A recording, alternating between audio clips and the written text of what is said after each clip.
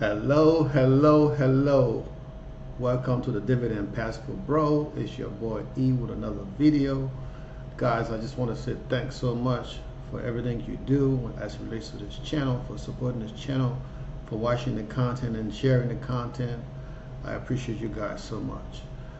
Today, we're doing our weekend review of everything that happened during the week, and this is going to be a short video because your boy is tired. Even though I didn't do nothing last night, but I'm still tired. So it's been hot here, and I don't do too well in the heat. But anyway, let's just get down to it. We had 186 subscribers, and like I said, the watch hours is freaking crazy. We just got to get to subscribers, man. We're gonna be at 1,000 soon. You know, we're getting there. Let's count down, right? Let's count down. So let's do a quick review of the portfolio. So yesterday, right, even though we were down, but we still did better than the S&P 500, right? And the Dow Jones, we did better than them too, but we really just look at the S&P 500 as a benchmark for, this portfolio. And we were down yesterday, $134.18. But as you can see, portfolio is still doing good. The income did go down because I sold a few things. As I showed you guys yesterday, so there's not much change since then. Let's go over here. We paid down the margins a little bit, so now we got we can buy more, up to 22,000, I believe. We can buy more, spend more money. That's always good, right?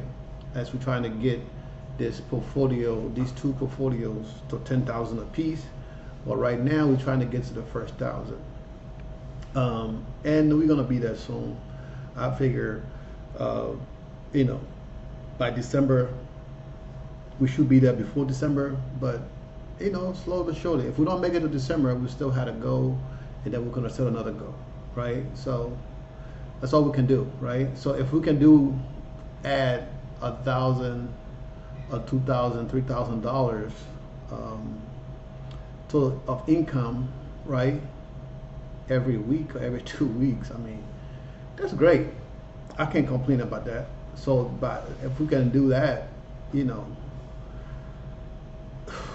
next year, I mean, we're gonna be on our way to bringing in $20,000, $30,000 a year, a month rather, between both of these portfolios.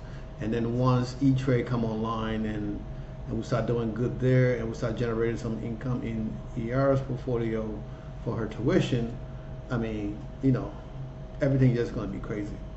Okay, guys, so we go over here, and nothing changed from yesterday. It's the same numbers. So I mean, that's good. We still doing good. Everything looks good. We're looking at the income. Income is still great. Right, income is great.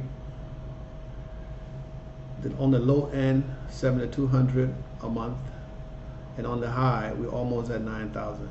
It was at 9,000, but then because I saw a few things, that number went down.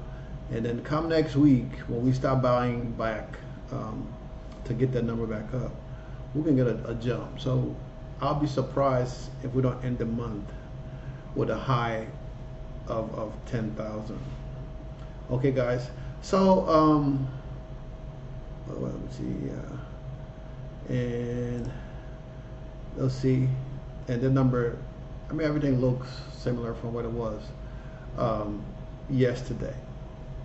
So I was on the internet because I'm a sports guy. So I was on the internet and I saw an article on ESPN, as you guys can see, about Adrian Peterson. Now, the fact that he have to pay back $12 million is crazy, right? He took a loan for $5.2 million to pay back a debt that he owed in 2016. Of course, for that reason, he didn't pay the loan back. So now he have to pay $12 million. Now, I talk about this all the time, right? it's not just about making money. You got to understand the process on how to keep your money. Now, I don't know what's this brother's going through, so I can't really say. I don't know the kind of people he have around him. I know he's still under 40 years old, but as far as I know, from what I saw online, this guy made over $100 million. Over $100 million. Me just trying to get a one. He did one 100 times. Right? Now that don't count the fees and all the other stuff he had to pay. So let's say maybe you deduct all those stuff, all those fees and stuff. Maybe he end up with 60 million. That's still a lot of money. To be a multi-millionaire, right? A multi-millionaire, right? Let's say 60 million. Forget about 100 he made. Let's say $60 million to have that, right? And in less than, I don't know when he stopped playing. I know he was playing. I don't know when he stopped playing, but to come from making $100 million to now he got to give her some of it. The judge ordered him to turn over asset to pay this $12 million debt. So I say this to you guys, it's not just about buying stocks and becoming a millionaire. It happens all the time. People win a lotto, 2-3 years they're broke. These football players, soccer players, professionals, 2-3 years, most of them broke. So you're like, but why?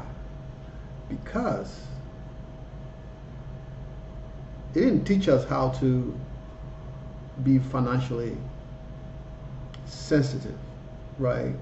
To be financially adept, equipped to understand what we need to do when we make all this money.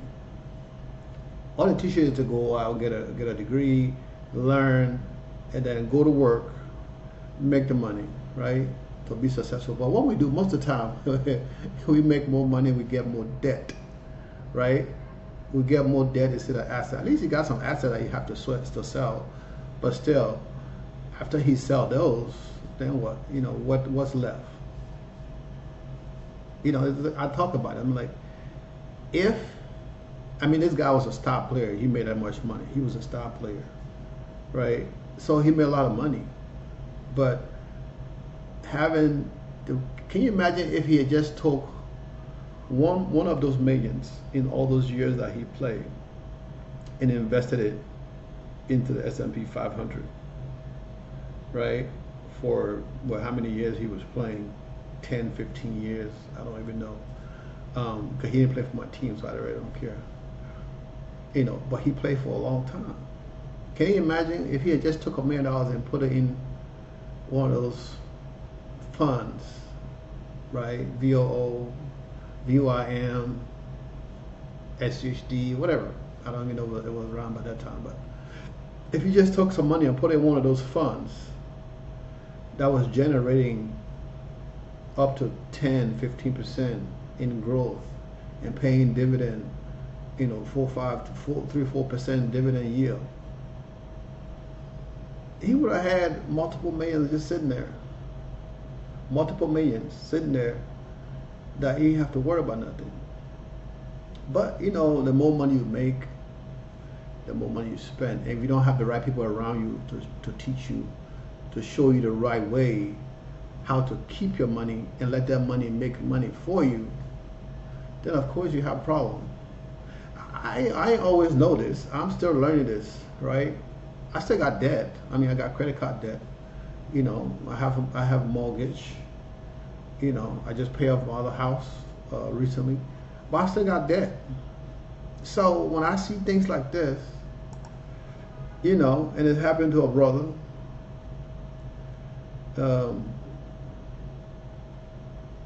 it's sad.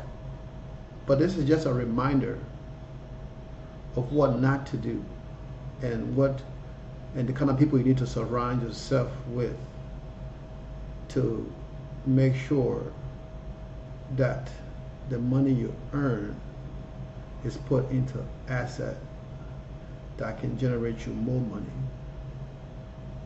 and that way you don't have to worry about money.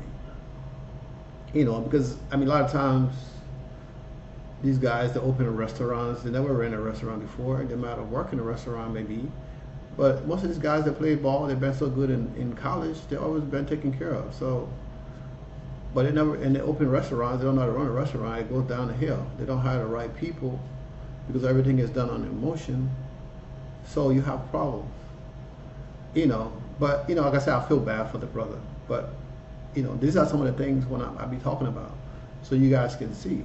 You know, it happened to people with no money a lot more times than it happened to people with a lot of money, because the percentage of rich people is less than the poor people. So, you know, it is what it is. But I just wanted to share this with you guys so you can think about it, right? You have to plan everything. Plan, invest in your future. You have to plan the future, right? When I do my consulting, when I talk to people, they're like, oh, when we can start talking about stocks and buying stocks. I mean, buying stocks is the easy part. But if you don't understand your finances, when you start making money in the stock market, you're just gonna blow it. Because you just, oh, it's extra money, now I can spend more. You don't understand that money needs to grow to get to where you need to be later on, right?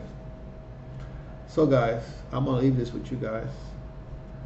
As I always say, I'm not a financial advisor. I'm just a guy on YouTube, Dividend Passport Bro, that make YouTube videos and talk about my experiences.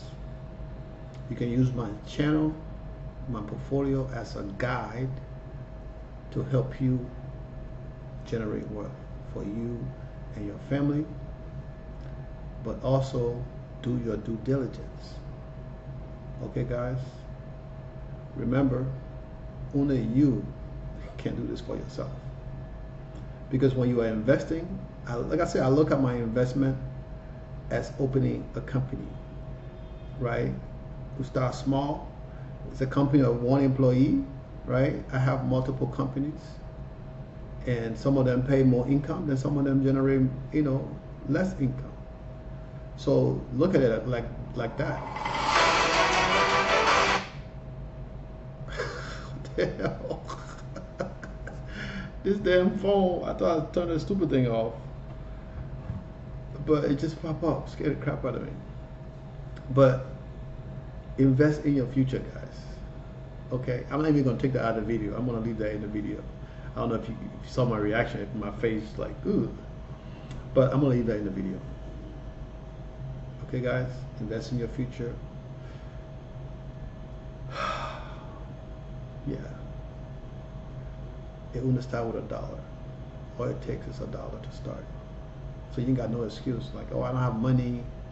I don't have money to do this. But you're paying outrageous money for a phone bill when you can go to Metro PC and get a phone that works just the same. You can travel with the phone and then pay $40, $50, or get the T-Mobile and get the prepaid plan, you know, and you set.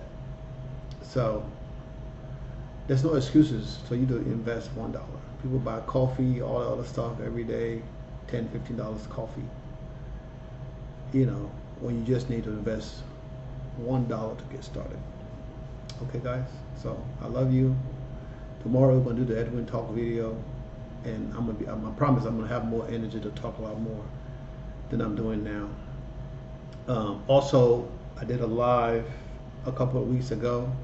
I think I'm gonna post that video tomorrow, just in case I can't do the Edwin Talk tomorrow. You guys gonna get that video. It's funny, it's hilarious. You know, I spent over an hour talking to Jay, a brother who lives in Cartagena, Colombia. So I'm not gonna talk anymore, guys. Enjoy your Saturday. Stay blessed. Peace.